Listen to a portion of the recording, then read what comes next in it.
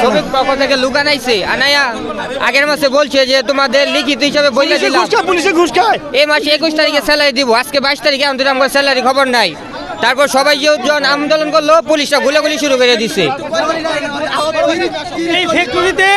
এই ফ্যাক্টরিতে প্রায় 5-7 বার পুলিশ আসছে, 5-7 মাস, 1 বছর যাবত আমাদের এখানে আন্দোলন চলতেছে। হঠাৎ করে পুলিশ এসে আতঙ্কিতভাবে হামলা করলো, গুলি করলো, গ্রেনেড ছুড়লো। এই অধিকার তাদেরকে দিছে। আমরা কি শ্রমিক না, আমরা কি জঙ্গি? আর আমরা 2 মাস ধরে বেতন দেয় না, বেতনের কথা কইলে পুলিশ আনি আমরা মারপিট করা ভয় দেয়। এই বেলা টাকা পাই কোন থেকে?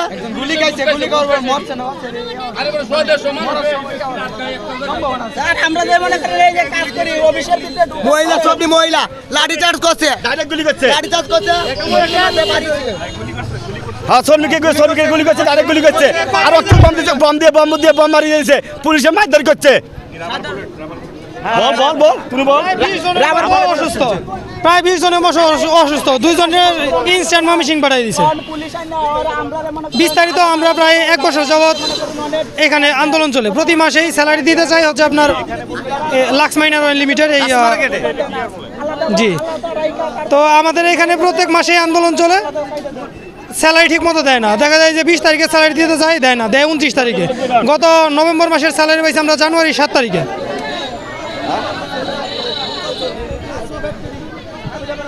তো নিলে সেনা ওরা দোকানে মাল উঠাইবো, তারপরে সেনা আমাদেরকে দিব। এখনো মনে করেন দেয় না, কয় হ্যান ত্যান, মানে এরকম কেউ কোনো সিদ্ধান্ত দিতে পারে নাই। মালিক পক্ষ থেকে আইসা যে একটা সিদ্ধান্ত দিব, বলে আজকে না কালকে দিব, অসুবিধা নেই।